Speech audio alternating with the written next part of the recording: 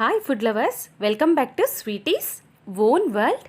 ఇలాగా మీ ఇంట్లో కూడా చాలా సరికొత్తగా సింపుల్గా ఈజీగా స్నాక్స్, బ్రేక్ఫాస్ట్, అలాగే dinner items, gravies, biryanis, cakes, pizzas, laddoos, మరిన్ని బోలెడన్ని రెసిపీస్ కోసం మన స్వీటీస్ ఓన్ వరల్డ్ ఛానల్ని యూట్యూబ్లో సబ్స్క్రైబ్ చేసుకోవడం మాత్రం మర్చిపోవద్దు. ఈరోజు కూడా మీకోసం చాలా సరికొత్తగా vegetable fish fry. Vegetable fish ఫ్రైయా అంటే వెజిటేబుల్స్తో మనము ఫిష్ ఫ్రై చేస్తామా అని మీకు డౌట్ ఉండొచ్చు. ఇందులో ఒక గమ్మత్తైన విషయం ఉంది, అదేంటో మీకు నెక్స్ట్ చూపిస్తాను. ఇప్పుడు మనము ఈ ఫిష్ ఫ్రైని స్నాక్ ఐటమ్గా అలాగే గ్రేవీస్కి సైడ్ డిష్గా సూపర్గా ఉంటుంది. ఇప్పుడు మనము ఈ ఫిష్ ఫ్రైకి యూస్ చేసే వెజిటబుల్ వచ్చేసి రా బనానా. ఈ పచ్చి అరటికాయన్ని మనము 2 తీసుకొని దానిపైన ఉన్నటువంటి చెక్కుని పీలర్తో కానీ చాక్తో కానీ ఇలా చక్కగా తీసి 2 అరటికాయలకి చక్కగా తోలుని రిమూవ్ చేసుకొని మనము వీటిని ఇలా చాక్తో పీసెస్గా కట్ చేసుకోవాలి. ఇలా సైడ్కి మనము కట్ చేసుకుంటూ ఉండాలి. ఈ షేప్తో కట్ చేసుకోవడం వల్లే మనకి ఈ ఫ్రై అనేది ఫిష్ ఫ్రై లాగా మనకి వస్తుంది. చూసారు కదా, ఇలా కట్ చేసుకున్నటువంటి పచ్చి అరటి పండ్లని మధ్యలో ఇలా చక్కగా హోల్స్ చేసుకొని పక్కన పెట్టేసుకుందాము. అలాగే ఇప్పుడు ఒక బౌల్ పెట్టుకొని అందులో వాటర్ యాడ్ చేసుకోవాలి. అది యాడ్ చేసుకున్న తర్వాత 1 టేబుల్ స్పూన్ ఉప్పు యాడ్ చేసుకొని స్టవ్ని హై ఫ్లేమ్లో పెట్టుకొని ఆ వాటర్ని మరగనిద్దాము. ఇప్పుడు మసాలా గ్రేవీకి అవసరమైనటువంటి పదార్థాలు వచ్చేసి 1 టేబుల్ స్పూన్ జీలకర్ర, 1 టేబుల్ స్పూన్ మిరియాలు, 1/2 ఇంచ్ అల్లము, అలాగే 7-8 వెల్లుల్లి రెబ్బలు తీసి పెట్టుకోండి. ఇప్పుడు నేను చెప్పేది 2 పచ్చి అరటికాయలకే మెజర్మెంట్స్ అనేవి మర్చిపోవద్దు. ఇలా మనము కట్ చేసుకున్నటువంటి పచ్చి అరటికాయ ముక్కల్ని యాడ్ చేసుకొని స్టవ్ని హై ఫ్లేమ్లో పెట్టుకొని ఒక 5 నిమిషాల వరకు మనం వీటిని ఉడికించుకుందాము. ఇవి ఉడికే లోపల మనము ఇప్పుడు నా ఛానల్ని ఎవరైనా కొత్తగా చూస్తున్నట్లయితే సబ్స్క్రైబ్ చేసుకోనట్లయితే please do subscribe and give your valuable support to us. Thank you so much. యూట్యూబ్లో మీరు స్వీటీస్ ఓన్ వరల్డ్ అని టైప్ చేయగానే మన ఛానల్ ఓపెన్ అవుతుంది. అందులో సబ్స్క్రైబ్ సెలెక్ట్ చేసుకోగానే గంట సింబల్ వస్తుంది. అందులో ఆల్ సెలెక్ట్ చేసుకున్నారంటే మీరు నేను చేసే ప్రతి వీడియోని మీరే ముందుగా చూడొచ్చు.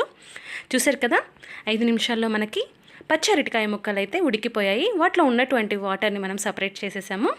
ఇప్పుడు మనము ఒక సపరేట్ ప్లేట్ తీసుకొని అందులోకి వీటిని చక్కగా స్ప్రెడ్ చేసుకొని ఆరబెట్టుకుందాము. ఇప్పుడు మనం తీసుకున్నటువంటి అల్లం, వెల్లుల్లి, అలాగే మిరియాలు, జీలకర్రని ఒక మిక్సీ జార్లోకి తీసుకొని వాటిని ఇలా చక్కగా గ్రైండ్ చేసుకుందాము.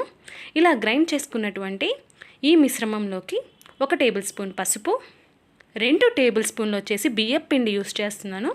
మీరు కార్న్ఫ్లోర్ అయినా యూస్ చేసుకోవచ్చు, మొక్కజొన్న పిండి కానీ. ఇప్పుడు 1 టేబుల్ స్పూన్ కారం, అలాగే రుచికి సరిపోయేంత ఉప్పు.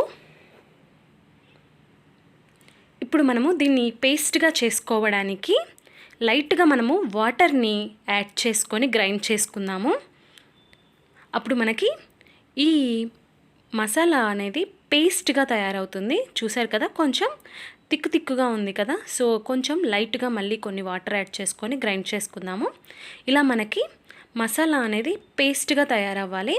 అప్పుడే మనము ఈ పచ్చి అరటికాయ ముక్కలకి యాడ్ చేసుకోవడానికి ఈజీగా ఉంటుంది. ఇప్పుడైతే అరటికాయ ముక్కలు డ్రై అయిపోయాయి. ఇప్పుడు మనము ఆల్రెడీ ప్రిపేర్ చేసుకున్నటువంటి మసాలా పేస్ట్ని ఈ అరటికాయ ముక్కలకి ఇలా చక్కగా అప్లై చేసుకోవాలి. చూసారు కదా, ఇలా ఎలాంటి గ్యాప్స్ లేకుండా మనము ఈ మసాలా పేస్ట్ని అప్లై చేసుకొని ఒక సపరేట్ ప్లేట్లోకి పెట్టేసుకుందాము. అంతే, మెయిన్ టాస్క్ అయితే కంప్లీట్ అయింది. దీని యొక్క ఫ్లేవర్స్ అయితే చాలా అంటే చాలా బాగుంటుంది. మసాలా పేస్ట్ అనేది మనం ఎలా తయారు చేసుకోవాలి అనేది, అలాగే ఈ రా బనానా వచ్చేసి ఎంతవరకు ఉడికించుకోవాలనేది తెలిస్తే చాలు.